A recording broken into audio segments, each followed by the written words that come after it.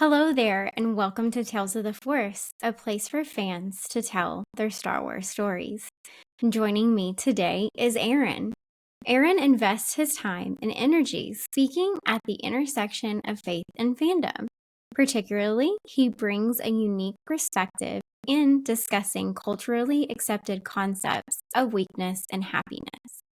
Aaron does this by melding heroic journey stories such as Star Wars and Marvel films with his own story. He applies this understanding to share wisdom affirmed through 4 decades of overcoming medical and mobility challenges as he has chased dreams across the globe. He was diagnosed with cerebral palsy as a newborn. He overcame those early years of low expectations and presupposed poor quality of life to graduate from college and spend his 20s working on Capitol Hill. Presently, he lives and works in Washington, D.C. Aaron has shared his story with outlets such as NBC Nightly News, Roll Call, and various radio programs. His writing has been featured by a variety of publications and presented at conferences and conventions. He is the creator and moderator of the Council of Nerds film discussion series at the Miracle Theater in Washington, D.C., and served as co-host for the Two Geek Soup podcast.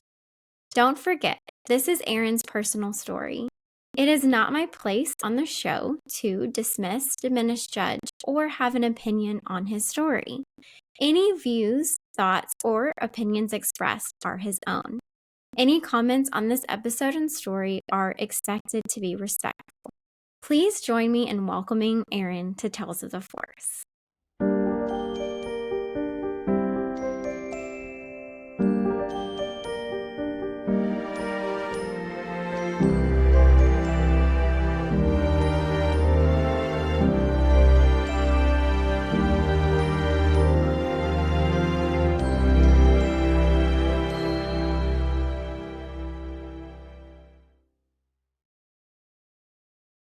Hey, Aaron, how are you doing today? Hello there. I'm great. I'm really glad to be here. I am so honored for you to come on. You're one of the kind of first group of people that reached out and was saying how interested they were in coming on a brand new random podcast. So I really appreciate that. It was so flattering for people to be interested in coming on something so new and not knowing what it was going to be and that sort of thing. So thank you for one being interested and then two for actually joining me on this. You're very welcome. I think part of it is that it's what you're trying to build here is a space that's very different than the typical Star Wars podcast. But I also think it's something that's very much needed because whether you realize it or not, I think part of what you're doing is you are taking an idea that Lucasfilm originally tried to implement as part of Galaxy's Edge. Back in 2019, they did this opportunity where folks could record 30 to 60-second messages about what Star Wars means to them, and they were supposedly going to turn those into holograms that were going to be part of Galaxy's Edge. And so I recorded one at Celebration in 2019, and then a few months later went down to Batu East for the first time, looking for that hologram of me. And so, folks here in DC, friends and folks at work, they would ask me, hey, where are you going? And I would tell them I'm going down to, Star Wars Land, down Galaxy's Edge. And they'd be like, well, why are you going down there? And I would literally tell them, I'm going to find myself. And it wasn't a lie, because at the time I thought that I was going to, come across this hologram of myself. But I guess they decided that was something that they weren't going to implement and maybe was too immersive. So I don't know why they decided not to do it. Maybe what happened with Galactic Star Cruiser is indicative of some of that other stuff. But Maybe. What I think you're doing is you're actually taking that idea that you may or may not have known about I what didn't they even know about that. That's really of cool, though. of what they tried to implement, and you're actually saying, no, I'm actually going to do it in an expanded space and actually give folks to tell their own Star Wars story, which I think is awesome. Well, thank you. I love hearing how people get into it and, what it means to them, or what they love about it, what brings them joy. So it's been a fun ride. I don't really know how else to describe it, except it's been really fun. Yeah. So do you have a favorite Star Wars movie? I do. My favorite Star Wars movie is Empire Strikes Back. I think as a kid I enjoyed Return of the Jedi more in terms of kind of the redemptive ending and all of that. But as an adult, it's been more of a Empire Strikes Back involves a lot of how you get to that redemptive ending, particularly what it takes to form the hero and their character that allows them to get to the place of facilitating that redemptive ending for another character. And one of the things I like to say is, as a kid, I was all about Luke Skywalker, right? I wanted to be Luke Skywalker. I wanted to be um, the hero, and then you get to a point in Empire Strikes Back where Luke Skywalker is led to Dagobah, and he's led to meet Yoda, at the behest of Obi-Wan. And that's kind of how I feel about it as an adult, is that I loved Luke Skywalker as a kid, but Luke Skywalker was the character that ultimately led me to Yoda as my favorite character in Star Wars. And depending on how you engage with Star Wars, depending on how you grew up with it and how you handle timelines and all of that, if you watch the original trilogy first, like I did growing up, then the first time you ever saw Yoda was in Empire Strikes Back. And so a lot of it for me revolves around how that film helps form heroic character, but it also has to do with how my favorite character in the entire saga, that's the first time we see him. So I love that. That's awesome. I like all the reasons why you liked that movie, and understanding that sometimes that can change too as we get older. It doesn't have to be this fixed thing, whether it's a character or a movie. The reasons why we love them or can identify with different things can change because life changes, and so different things are kind of important as those things kind of go along. And I know you also are a big Marvel fan. So yes, just curious. I saw that Hayden was asked this question recently, and I'm curious what your answer would be. In a fight between Thanos and Darth Vader, who do you think would win? honestly, and as a guy who has Star Wars as my first love of fandom, I think it would be Thanos. You do? Just because with how overpowered he is with the Infinity Gauntlet. Yeah. Yeah. Unless, Vader was able to somehow use the Force and sort of crush the gauntlet to his hand to where the stones were, inoperable. I mean, I could see that being a scenario, but like just first absolute gut answer, gut reaction. The reaction's Thanos, which kind of surprises me, but I'm curious. I didn't know that Hayden Christensen had been asked this. I'm curious as to what his answer was. I'm sure it was one of the Wired, I think, where they have the celebrities go online and they look at different social media things and then they answer questions. Okay. And it was one of those, and somebody I think had a Reddit thread about Vader versus Thanos, and he was like, "Oh, Vader, of course," Well, like from his perspective, that makes sense, and I think maybe the best answer would be kind of like, I think there was a conversation that happened on social media between like Chris Evans and Mark Hamill a few years ago about Luke Skywalker and Captain America, where it was like, well, in the Marvel universe, Captain America would win. In the Star Wars universe, Luke Skywalker would win. Like if one of the characters ended up in the opposite universe kind of thing. That's probably a decent nuanced answer for this. But again, just gut, not even thinking about it, just immediate reaction. Like what comes to mind is, Thanos. Because I mean, half of all life in the universe, Vader was never able to do that. So Hey, I don't think there's really a wrong answer to that one. I think it's all, from a certain point of view, right? That's what I was just about to say. Very good. Very good.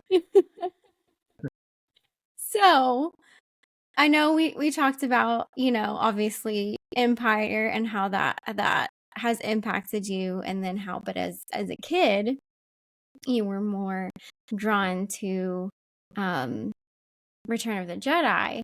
How did you get into Star Wars? So I'm assuming it was as a kid. How did that start? How did that journey begin?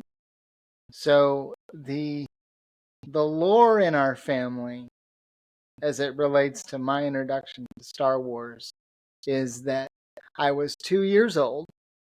It was a Friday night.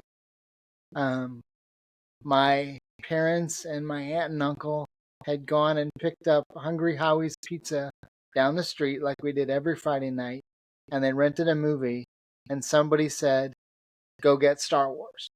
And so they went to the local video store, brought Star Wars back home. We had pizza. They put it in. It started. I was in my little, stroller thing, kind of walkie stroller thing as a 2-year-old. And the way my aunt told me the story a number of years ago, because she was the only one that could remember, that I was absolutely transfixed from the very beginning. The music, the visuals, the characters, everything. I was absolutely sucked in. And that was 40 years ago.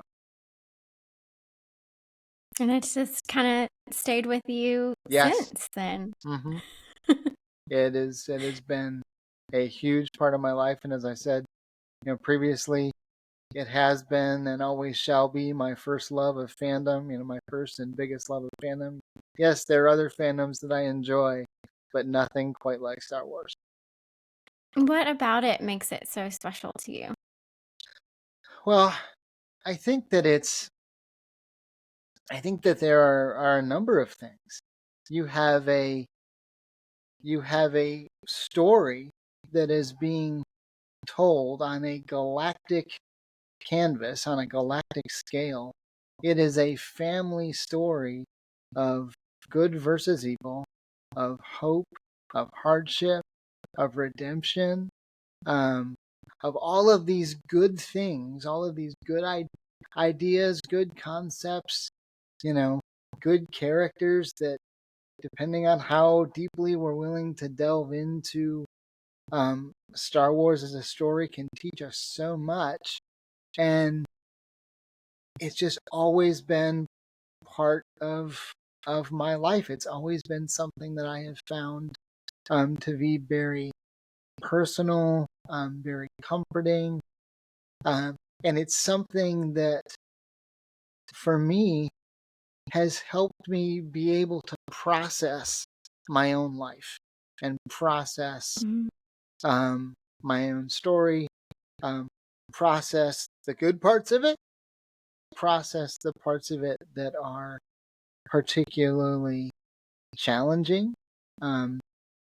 It's helped me become very comfortable with hardship as someone who has medical and mobility challenges related to a cerebral palsy diagnosis that I've had my whole life, that was rooted in premature birth complications, right? Premature birth complications, and there was brain damage involved that's ended up with reduced mobility, muscle function, and motor skills, particularly in my lower extremities and my legs. But Star Wars is something that's always kind of helped with that, even kind of in the darkest moments where, as a as a teenager, as a middle schooler, when I went into the hospital one year at Christmas time and had an operation done, and the recovery from that operation went terribly, terribly wrong. And my digestive system began to shut down, and I literally began wasting away as a 14-year-old kid. And I remember one afternoon I went into the bathroom attached to my hospital room, and I looked at myself in the mirror, and it was Jessica. It was like death was looking back at me, having stolen my face. And when I looked at myself in the mirror, and my face was all sunken in and yellow, and I had tubes coming out of everywhere, out of my nose, out of my arms. If you can imagine a scenario where like Skeletor from He-Man and Locutus of Borg from Star Trek had a kid, that was me. That's what I looked like. And I remember thinking, is this what Luke Skywalker felt like being pursued by Darth Vader down the Death Star trench at the Battle of Yavin? Right? I'm 14, and I'm dealing with the reality of my own possible impending medical doom, and the way I processed it was the Death Star trench run. Wow. And like, if I remember correctly, that night I actually watched New Hope with my mom, because it was on USA, and it was Christmas time, and so they would run them kind of one a night, and I watched New Hope that night with my mom, and I watched the Battle of Yavin and the Death Star trench run, and that just kind of reaffirmed for me that framework through which to kind of process this. And I remember that night, Star Wars was over. It had ended, and my mom said goodnight. She left my hospital room and went to where she was staying in the hospital. It was a Shriners Children's Hospital in Erie, Pennsylvania. And Top Gun came on right after. So I was also really happy because I love Top Gun. And the nurse came in and turned off Top Gun, and I wasn't very happy then. And, had to take my vitals for the night. And when she left, I was all alone. And I proceeded to cry myself to sleep because I didn't know what was going to happen next. I didn't know if I was going to live or die, right? I didn't know if I was going to make it out of the hospital. But obviously, I did, thankfully. By the grace of God, I made it out of there, and I was able to come home and spend Christmas with my family. And, and I was able to come home because my mom and my grandmother was a nurse for as long as I knew her. And she and my mom, they essentially, at the direction of my pediatrician back home, they launched a black ops mission to get me out of that hospital. They rented a van. They drove to Pennsylvania. They kind of semi-smuggled me out of the hospital and brought me home. And the way I looked at it was, my mom and my grandma like swooped in to rescue me, just like Han and Chewie at the Death Star trench run. So like, even in one of the darkest moments of my whole life, like, Star Wars is a huge part of how I was able to understand and process that as a middle school kid.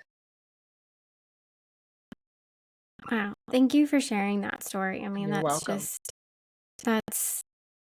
I can't imagine what it would feel like at any age going through that, let alone 14. That's just, it's a lot, and it's almost impossible to try to process, I'm sure, something like that. And how crazy it is that something like Star Wars was able to help you through that time is just, it's so cool. Like, I don't even have the words, to really explain that, because I mean, I can empathize in a sense of, in my darkest time, Star Wars has been there for me too. I mean, a very different situation, but, helped me get through some hard things and process those things. And,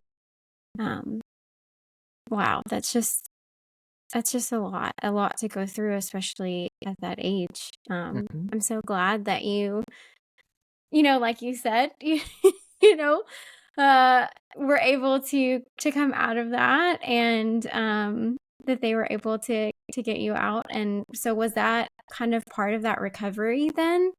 Them coming to get you?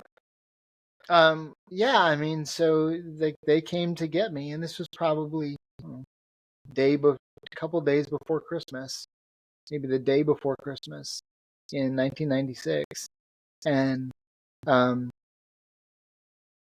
I either immediately when we got home or the next day I went to go see my pediatrician, and he knew, it was Christmas Eve and stuff, and he said, "Hey, if something happens to you tomorrow on Christmas, just give me a call. We'll come in, we'll look at it. It's not that big of a deal to me." He was a Jewish doctor, so like that was kind of the joke around it. Like, well, yeah, it's Christmas, but I'm Jewish, so it's Yeah, okay. yeah. And he said, we'll make sure that you're okay. And I got through Christmas without incident, and spent pretty much the next 2 weeks off of school, kind of recovering from this. Remember watching some Star Wars during, kind of that immediate recovery period back home. But one of the things I actually did is I got a VHS copy that Christmas of the original Mission Impossible. And because it had come out to theaters just the previous May, just 6 or 7 months before. And I do remember watching the VHS copy of that every day for like 2 weeks, just as a way to kind of, zone out and allow my body to rest and watch this like newer movie that I had come to love and really enjoy. Yeah. And, the Mission Impossible franchise is also kind of special to me for some of those kind of reasons. Again, it's not Star Wars, but I have invested a lot of time over the years watching the Mission Impossible movies, particularly with my mom. Actually, it's something that we tried to watch as many of them together as we can in the theater over time. But like fandom can be a healing force in the world, and I have embraced that reality personally. Yeah.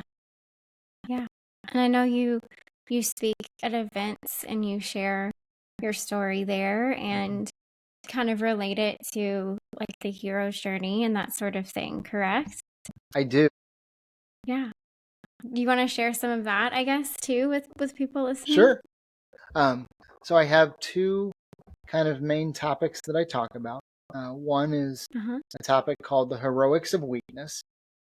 Then the second one is called pursuing heroic ending, and they're related. And with both of these topics, I share a lot of different pieces of my story. Some of it, physical, mental, emotional, spiritual. But what I often will do is tie those pieces of my story to parts of fandom. So when I talk about the heroics of weakness, and I've done this at camps, at colleges, conferences, retreats, all over the country. When I talk about the idea of the heroics of weakness, I believe that the heroic can often emerge from the terrible. The heroic can often emerge from the terrible, and purpose can arise like a phoenix from places of personal pain. And that's what you see time and time again when you engage with hero's journey stories.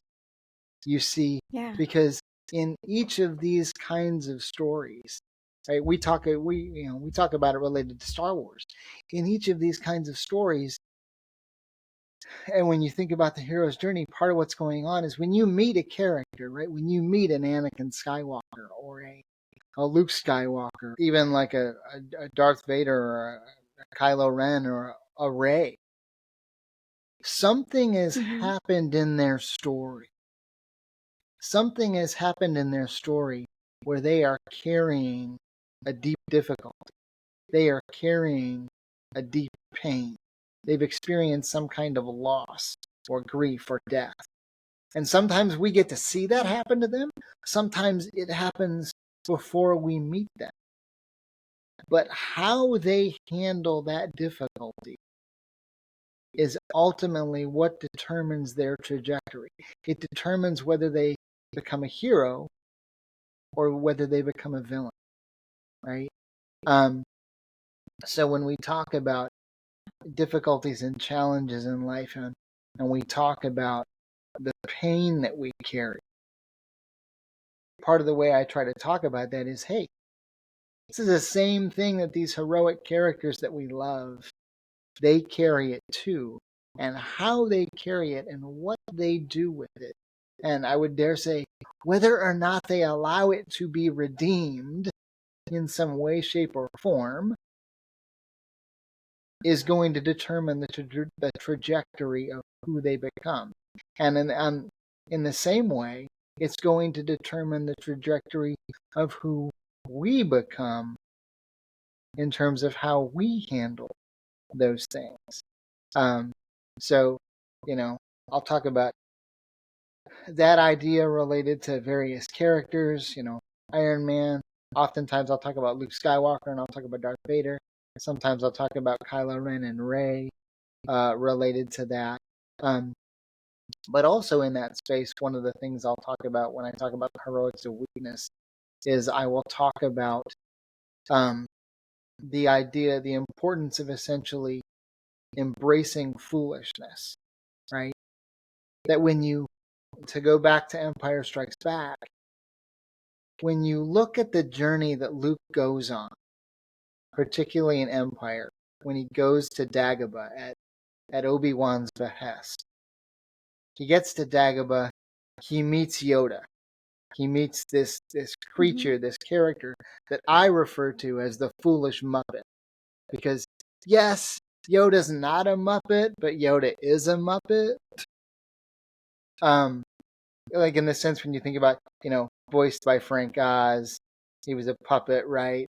Frank Oz was best buddies with Jim Henson, did a lot of Muppet stuff in Sesame Street. Like, I actually believe that somewhere in like another timeline or an alternate universe, Yoda and Kermit are best friends and they hang out in the swamp together.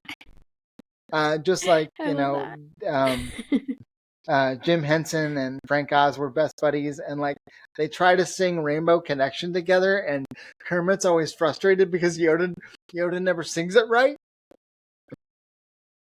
But yeah, it's just a little peek into my brain and how things work. But Yoda never sings Rainbow Connection right because the syntax is always wrong, and Kermit gets frustrated. But Luke meets Yoda and he dismisses him, right? He thinks he's nothing. There's no way that this is actually the Jedi Master that I'm looking for. But then he has that moment of revelation, right? Where Obi-Wan is talking and it clicks in Luke's mind and he has this moment of revelation that becomes stunned fascination because he realizes that this foolish creature shrouded in weakness is actually Yoda. And it sets him on that path, on that trajectory where this revelation ultimately leads to transformation into the heroic Jedi we know that he's going to become. But that transformation begins with foolishness. That transformation begins with the realization that, yes, I think Yoda is foolish, but there is more to him than I understand. There's more going on that's beyond my current level of comprehension. And so when I talk about the heroics of weakness, like these are the kinds of things I talk about. And then when I talk about this idea of pursuing heroic ending, at its core, the idea of pursuing heroic ending is understanding that your role in the story as a protagonist, your role in your own story as a protagonist, is to facilitate redemptive good for others, even at great cost to yourself. Right? Your role in the story is to facilitate redemptive good for others, even at great cost to yourself. And I talk about this related to how we see Luke Skywalker do it for Darth Vader. I talk about how we see Frodo Baggins do this for Middle Earth, how we see Batman do this for Gotham in the Nolan trilogy. I'll talk about Katniss Everdeen sometimes. I'll talk about Aslan in Chronicles of Narnia, and Edmund and the White Witch and the Stone Table and all of that, and rescuing Narnia from Always Winter and Never Christmas. Sometimes, depending on the audience, I'll talk about how we see this, with Jesus and the Gospels and the New Testament, and kind of try to bring all of this together as I talk about the importance of hope and understanding what hope is as a confident expectation of the future and what hope isn't. Because when we talk about hope in like a Star Wars sense, right? Star Wars: A New Hope, and the end of Rogue One, when Leia is asked, what have they given us? And she says, they've given us hope. What Leia is saying, they've given us a confident expectation that our future will be better. Right? That's ultimately what the rebellion is fighting for against the space fascists of the Empire, is they're fighting for a better future for the galaxy. And so, in talking about hope, I often will talk about it as this confident expectation of the future, and contrast it with how our culture that we live in often talks about hope. Because when our culture talks about hope, they don't mean what I just said. They don't mean a confident expectation of the future or tenacious confidence in future expectation. What our culture often means when they use the word hope is they mean wish. They mean, I wish this would happen, or I wish this wouldn't happen, or I really want this, or I really want that. And what I have found is that the way culture uses this word hope, when what they really mean is wish, that's a whole lot weaker. Because when we wish, what we're doing is we are essentially portraying a spirit that is weaker, that is unwilling to do the hard work of helping hope happen. And so even in talking about some of these ideas, related to pursuing heroic ending and weakness being heroic, and how I talk about these ideas and the words I use, and there's so much Star Wars influence in all of that just as much has been influenced by Star Wars as it has spiritual things for me, or my own story, and kind of bringing all that together in a way that generally audiences can understand and connect with and relate to. Now, in some cases, when I do this, I will actually, like when I do this up at camp every summer, I will actually do both of those sessions in full Jedi robes, lightsaber, the whole thing. And, the students are like, okay, we don't really know this guy yet. What's his deal? And now he's in, he's up in front of the classroom and he's in Jedi robes and he's waving a lightsaber around while he's talking about Iron Man and Charles Xavier and Yoda and Dr. Like, what is this? And, because normally you don't really get that at church camp. But, the way I'm allowed to do things are very different. Yeah. And some folks, they really connect with it. They really, really love it. But it's been a unique kind of redemptive way for me to embody some of what I'm talking about, where a lot of the difficulty and challenge and pain that I have faced in my own life, physically, mentally, emotionally, spiritually, I've found a way to redeem so much of that and turn it into, a heroic force for good in the world, or at least in my small corner of the galaxy. That's amazing. I love all those connections, Thank and you. it's just honestly just truly incredible how you've taken everything and you've made it into exactly what you're saying, like a force not only for good, but of hope for people, because and truly hope, not just like a wish for something, but Right. a hope of what, things maybe can be like for them, how they can take that and apply it to their life. Or even just like a hope of how they can put that forward in the world around Right. them too. Someone listening might not be like struggling with something at the moment, but they might know someone. And so you can be kind of that hope for somebody else, even if it's not related to something maybe like personally to you right now, but we all have those Yes. times, I think, in different degrees. And sometimes we will compare them to others' stories and be like, well, someone else has this and my thing is just this. But like, even if to you something seems, and I don't mean you, but just like you as in, anybody, um, hears someone's story or looks at something and is like, well, I don't have X, Y, and Z. I have this, or this is going on. It doesn't seem as big as what somebody else has going on. And it's almost like you negate your worth of being able to have hope.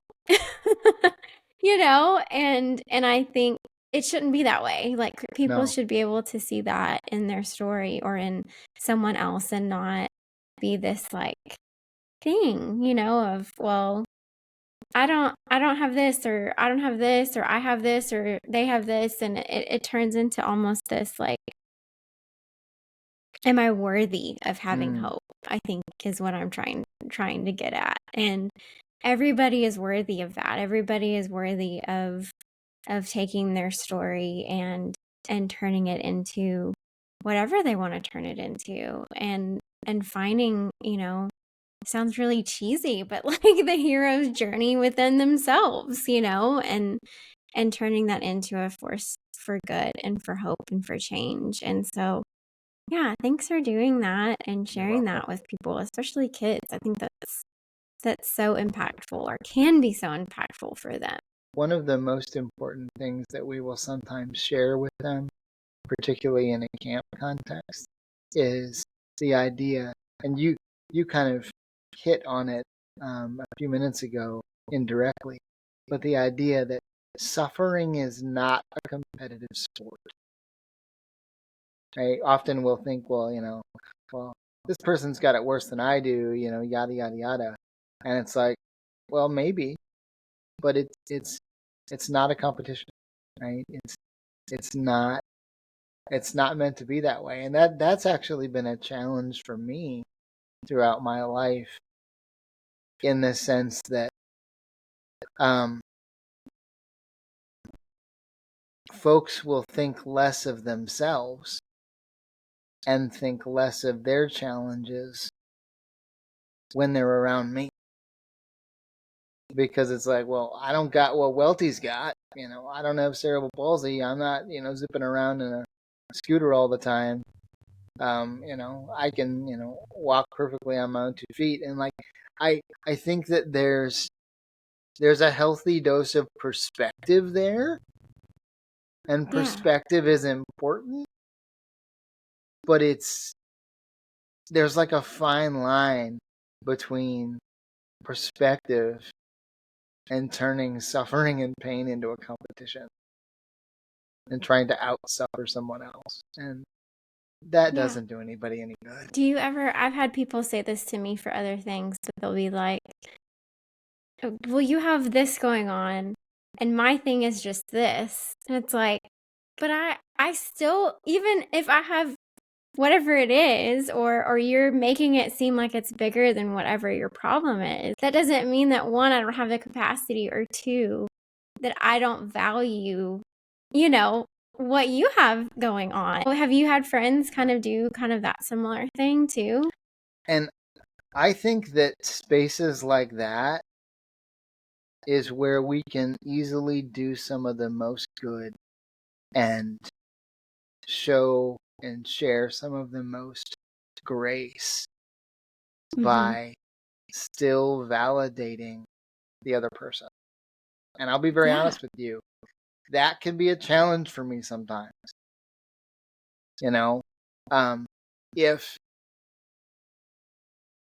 If the toughest thing that a person experiences in a day was, I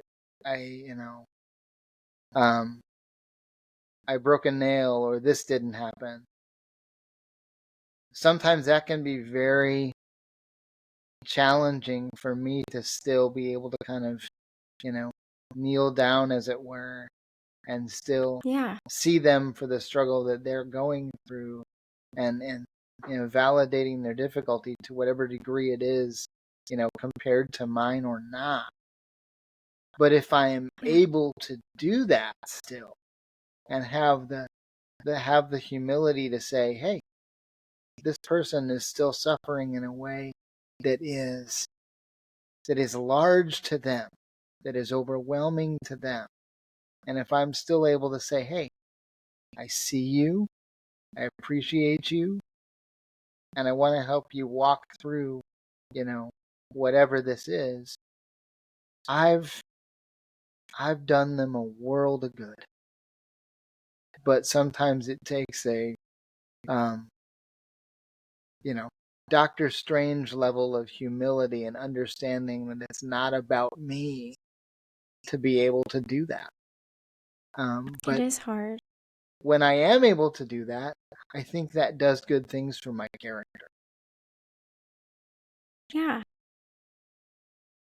Yeah, and I think of like Star Wars characters too, that like if they didn't, Luke, he has this huge mission that he has to do and all these things, and he's like, no, I have to go help my friends. And even though some people looking at that are like, you made the wrong choice, now your hand is gone, and now all these things have happened because you didn't listen to Yoda or whatever, you left, but at the same time, like, he wouldn't be who he was, and he wouldn't have that, development of his character and who he is if he didn't almost, like you were talking about, have the humility to be like, no, I'm gonna go do what I feel like is important, and that's to be there. I mean, that's one way to look at it. There's a lot of ways to look at that whole situation. But I think about it that way sometimes, I think that's part of the hero's journey. Do I, as somebody who really loves Yoda, honestly believe that Luke Skywalker made the wrong choice? I do. And I also understand why he made it. Yeah. And in processing that, I often ask myself, if it was you, would you have chosen different? And I don't know. So, like, again, even though, from a certain point of view, I believe he should have listened to Yoda and Obi-Wan and stayed, and there are valid reasons for that. I understand how that choice formed and forged his character and put him in a place of humility that he needed to be in order to become the Luke Skywalker that we see a year and a half later in Return of the Jedi. Yeah. Right? And then and real world application, right? If Luke Skywalker had made a different choice, then he would probably still have both biological hands, right? He wouldn't have that robot hand. And so you wouldn't have the real world application where there are plenty of people that have that similar challenge that are able to identify with him as a character, especially kids that go through that now. And in 2024, we've got all kinds of, 3D printed bionic limb technology that exists that didn't exist back in 1980. And there are stories of kids that even Mark Hamill himself has told where he's gone and met kids with that kind of challenge, and their response is, well, I'm going to be okay because Luke Skywalker was okay. Yeah. Yeah. Do you think, obviously it's a hot topic in a lot of things, in movies and film, but obviously, being inclusive and showing more diversity, in film and different people. And, do you think Star Wars could grow in that area of showing people with differing abilities? Well, I would say that Star Wars has grown in that kind of space generally over the last 40 plus years. Yeah. Now, I have kind of a nuanced view of this where when I look at Star Wars, do I feel like I have to see myself in somebody? No. Mm-hmm. I, I grew up with Batman the Animated Series and, Superman the Animated Series and Justice League and Spider-Man the Animated Series and X-Men the Animated Series. And yes, looking at all of those, I very much did and still do see myself in Charles Xavier. And so I appreciate that. But at the same time, do I personally have to see myself in a character? No. But I appreciate that there's opportunity to.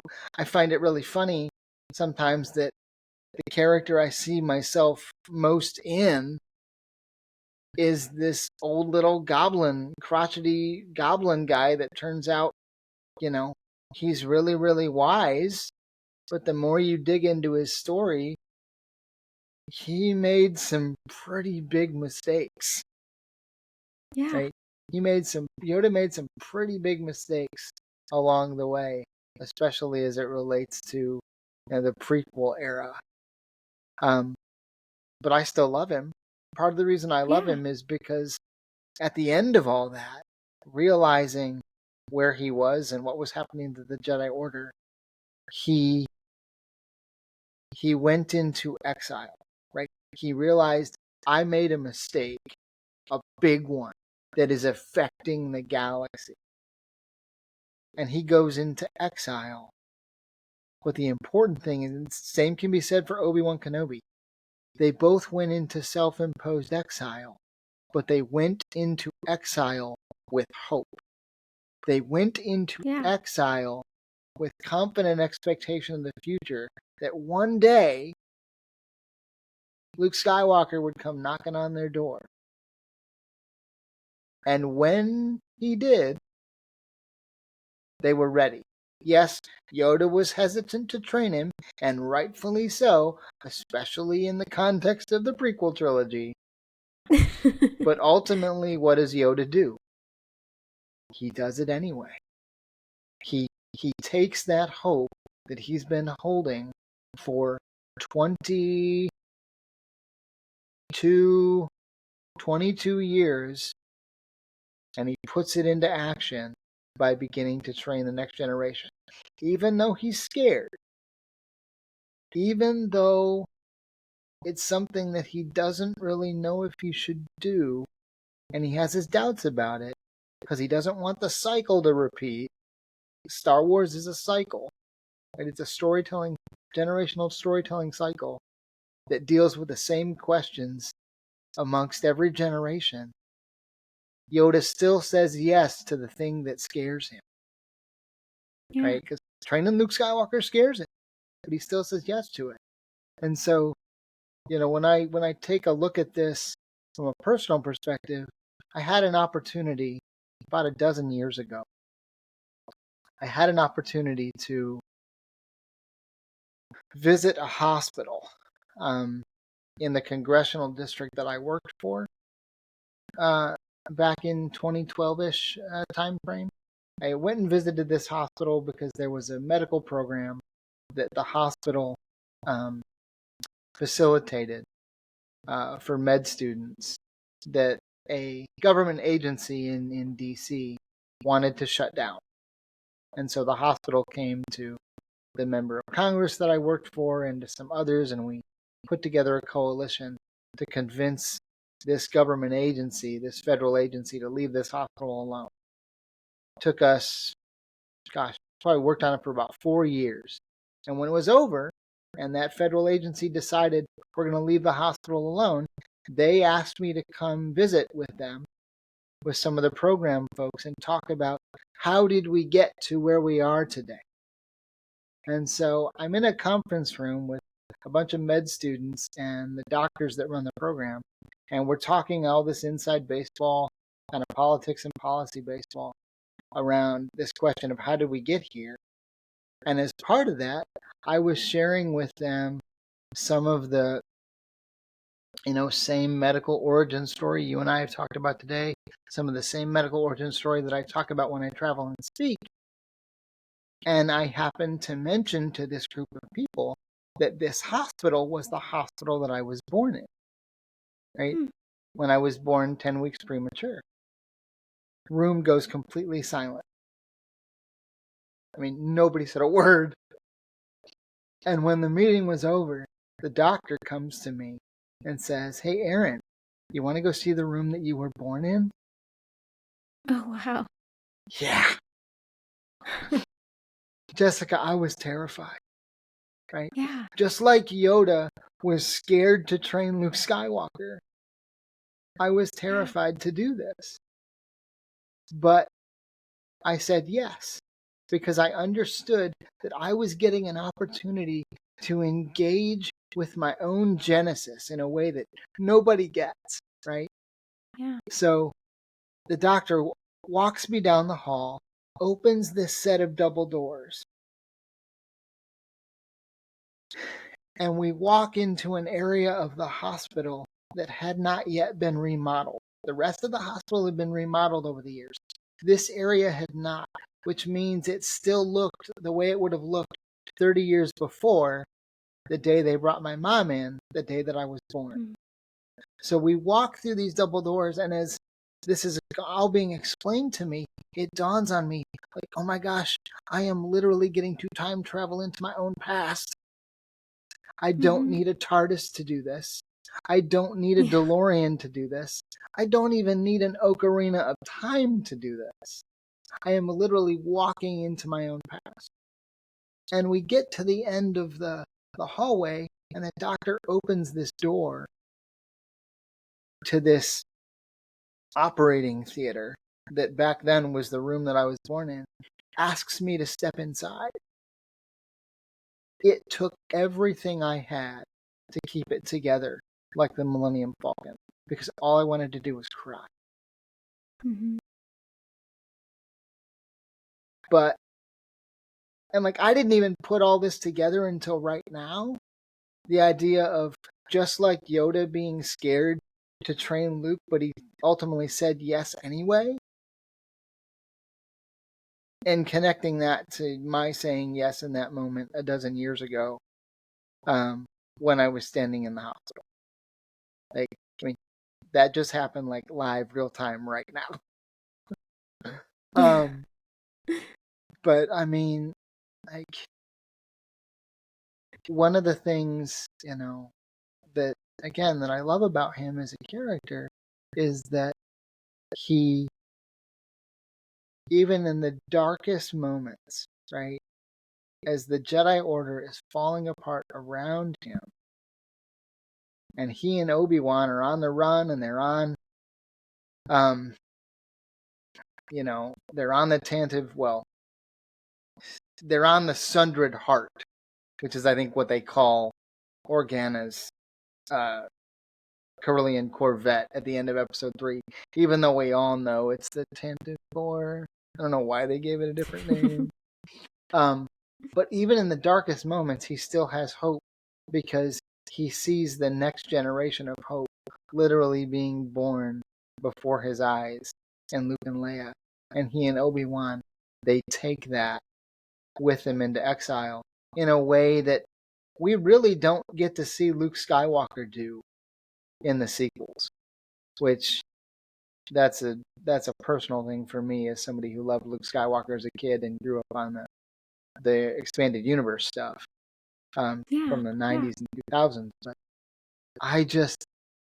there's so much hope in Star Wars, and like, I need that.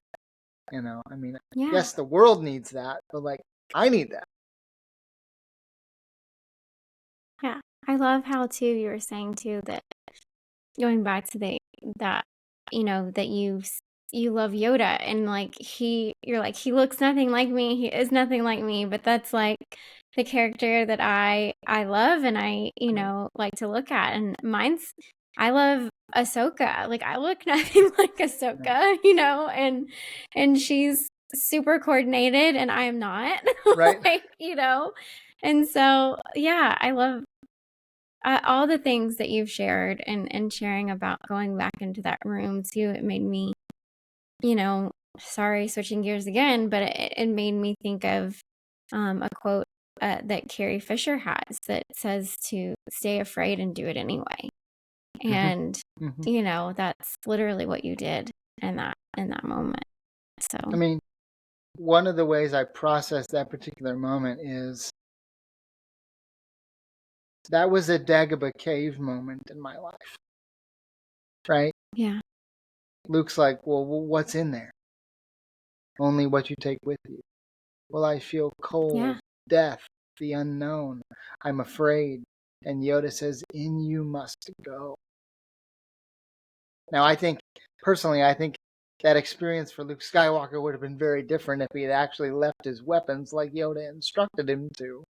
But that's a whole other conversation. Yeah. But that moment in the hospital at 30 years old, 29, 30 years old, that was a Dagobah cave moment for me, where I was terrified, but I knew I had to go in. And like, part of the Yoda thing for me is like, I don't look anything like him, but like, physically, because of the cerebral palsy, I kind of operate a little bit like he does. I'm slower. I kind of stagger around and stuff when I walk. And the way my camp mentor kind of frames it for our students is, you look at Welty, you look at his physical capacity and stature, and you don't think much of it, but behind it, within him is so much more going on that's so much deeper. And I'll tell you, I'm 42 years old. I'm still relatively young, but I had to take on that like Yoda mantle of sage in my like mid-30s. Yeah. And it is not a reality that I'm always comfortable with. I was in 2015, 2016, 2017, I did a fair amount of international travel, which, with somebody with my kind of challenges, it certainly isn't easy to do. I went to Israel with my dad in 2015. I hiked an area that looked like the Judlin Waste from Tatooine. It's not where they filmed, but it looked like it. I got to climb Masada, one of the toughest things physically I've ever done. But in 2016, I went to Greece with a group of friends, And as part of that trip, near the end, we were doing some island hopping on a cruise ship, and one of the islands that we stopped at was the island of Patmos in the Aegean Sea. Right? It's a island where, in the Christian tradition, it is traditionally held that the Apostle John was exiled to, and so we're looking at all these sites, right, on Patmos, and there's a monastery at the top of a mountain that we climbed up to and got to visit and stuff. And so as we're on the island together, our guide asks us a question. And not to get overly spiritual, but the question was, is there a new name that God wants to give you? I'm sitting on a bench on Patmos processing this question, right? And a couple of things go through my head. First, there's a passage in Revelation chapter 2 that talks about, to the one who overcomes, to the one who perseveres, I will give them a white stone with a new name written on it, known only to them. The guy who asked this question did not reference that passage of scripture from the book of Revelation, but it immediately came to my mind. And the other thing that came to my mind is I'm sitting there just processing this question and asking, about this new name. I start thinking about the scene at the end of the Never-Ending Story, where the childhood empress, the child empress of Fantasia, is talking with Bastian, right, through the book, and is begging him for this new name so that Fantasia can be saved. And it was, Bastian, you have to do this. Like, what's my name, right? And I'm having a similar conversation kind of in my heart with God about this. And then the still small voice says to me, I want to name you. I want to name you Sage, right? I immediately knew what that meant. And I immediately said, hold up, wait a second. You can't do that. Well, why not? Because that's like Obi-Wan and Yoda and Gandalf and Charles Xavier and mentors of mine from camp that I've known for 25 years. I'm 35 years old. I'm not old enough. I haven't lived enough for that. And the response I got in my heart from the still small voice was, wait a minute. Don't you have friends that call you Yoda? Isn't that what they call you at camp? Yes. Don't you have friends that call you Charles Xavier? They call you the professor? Yes. Didn't you have an intern that you actually he roomed with you for a while who used to call you Gandalf? Yeah. Welty, people already call you this, but they call you this through the lens of fandom characters that you love. So you're gonna, it's like God saying, you're gonna let your friends name you this, but you're not gonna let me name you this? That was heavy. Half a world away from home, not with my family, with a group of folks that mostly I don't know, a couple of friends that I had traveled with before, on an island in the middle of nowhere, and I get named Sage. Right? Now, 7 years later, I'm more comfortable with that. But in that moment, at 35 years old, realizing that I was, stepping into an identity, stepping into a destiny of, being a sage for camp kids and 20-somethings that I helped mentor here in DC, because it was shortly after this trip in 2016 that I started working with and mentoring 20-somethings through church, and then got back into camp stuff 6 months later, and so I'm much more comfortable with it today. But at the time, like, we're talking about the whole question of, like, whether or not you're worthy. It's like, I'm not worthy of that mantle. Today, I would say, like, I'm still probably not worthy of that mantle, but it fits better at 42 than it did at 35. But again, one of the main kind of inspirations for a lot of that, and my understanding of a lot of that, goes back to Yoda, goes back to Star Wars. Yeah, it's crazy. It's just crazy how things happen and how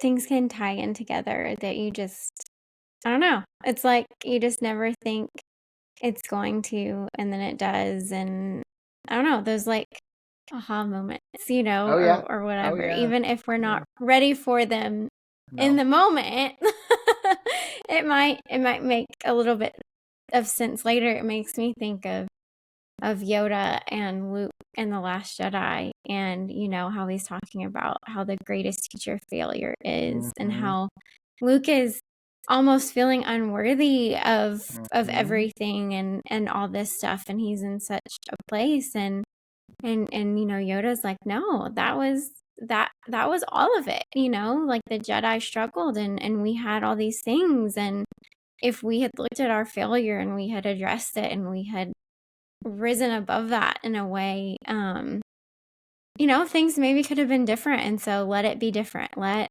it be different with Rey, let it keep going. And you are a teacher. You are this. It's just not the way you wanted it to be. And I think that's such a great lesson too, Yeah. and it's such a true thing, because we can feel disqualified for any kind of calling or purpose or name that we feel like we have, however that comes to us. And even though it might seem silly, because, like you're saying, well, my friends are calling me these things, why can't it be this or whatever. And it's something that sometimes people see that ahead of us. Yeah, they see what and we it's can't just, see. Yep. Yeah, yeah. And so coming into that and being comfortable with whatever it is, it takes time, and it is part of being humble and moving forward in hope and moving forward in the good and that sort of thing. But no, I totally get that. I can see that. I like that. I like that's the name that you were given, and you are walking in the direction of like embracing that, and that's such a cool story. I love that. And too, like, all of our stories are different, and they all involve different aspects of things. It can be life situations. It can be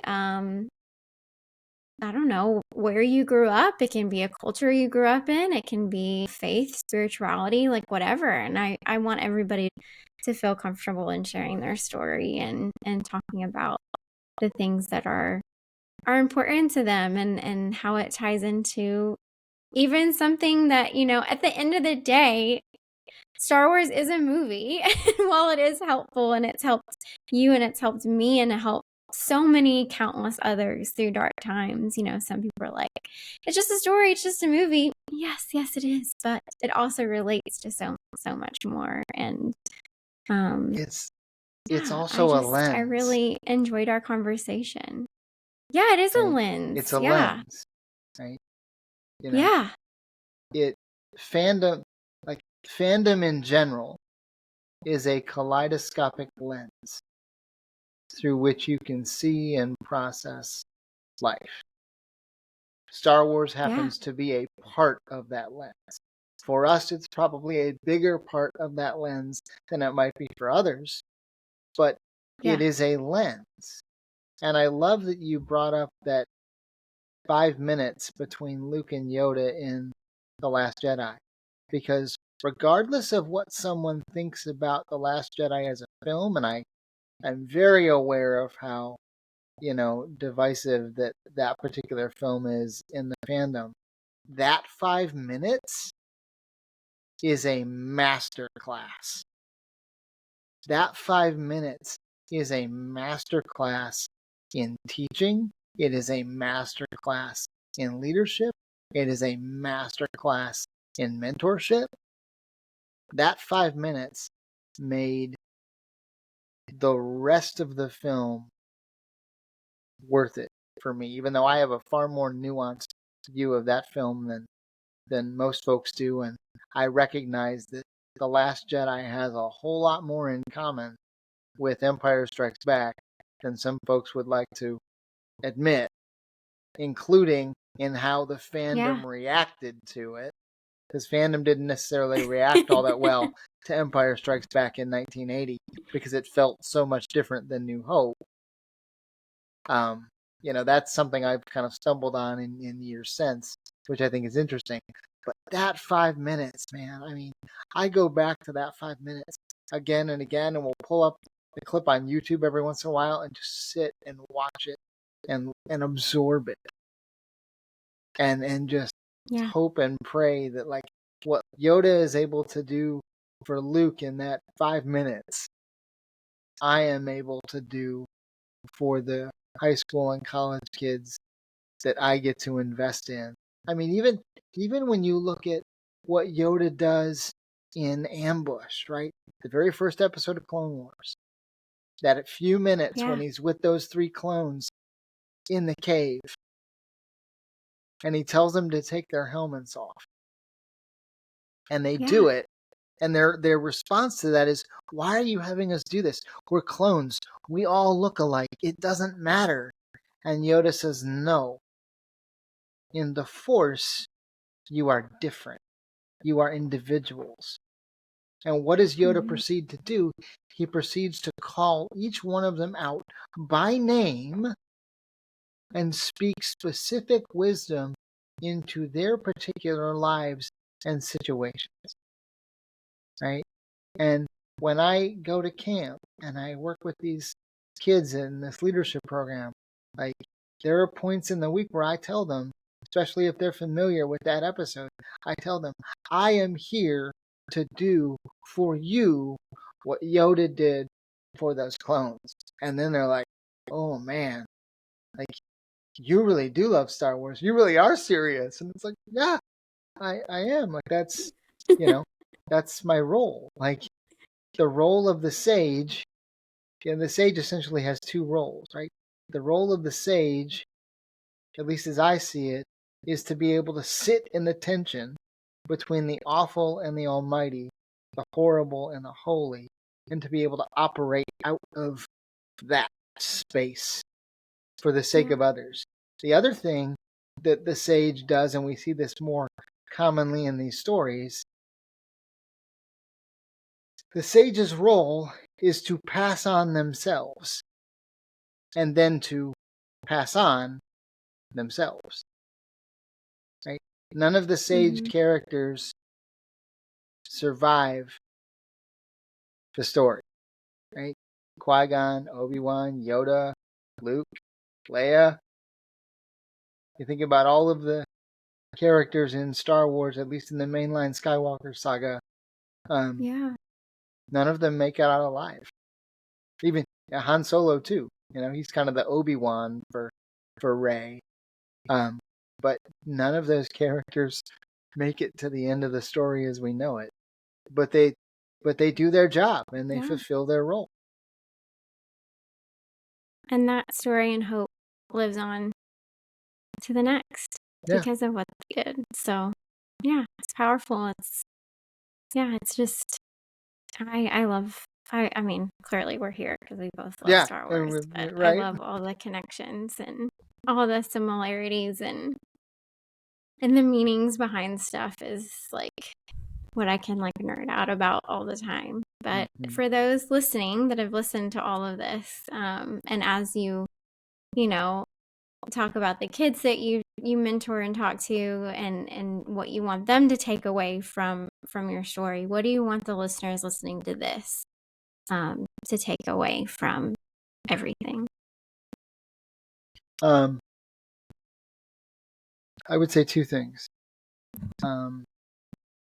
Number one, understand what hope is. Right? Understand what hope is. That it is a confident expectation of the future. It's not some weak thing like wishing. Right?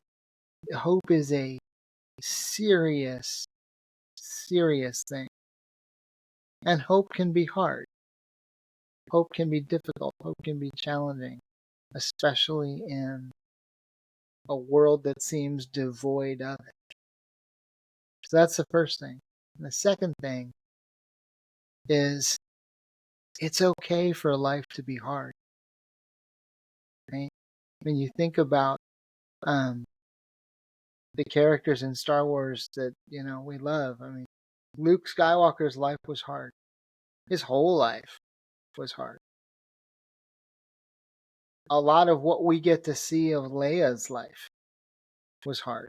Yes, she's a princess of Alderaan and all that stuff, but hey, you watch what happens to her in Obi-Wan Kenobi even as a kid, and you watch what she goes through in the original trilogy and in the sequel trilogy, and like doing some of the reading in the intervening time when you read like Bloodline by Claudia Gray, and how Leia lost her entire political career because somebody found out that she was Vader's daughter. One of her enemies found out that she was Vader's daughter, and they used it against her, and they weaponized it, destroyed her entire political career, and that's when she decides to form the Resistance as a general in the Resistance. Like Obi-Wan's life was hard, particularly after, from like the beginning of the Clone Wars onward, right?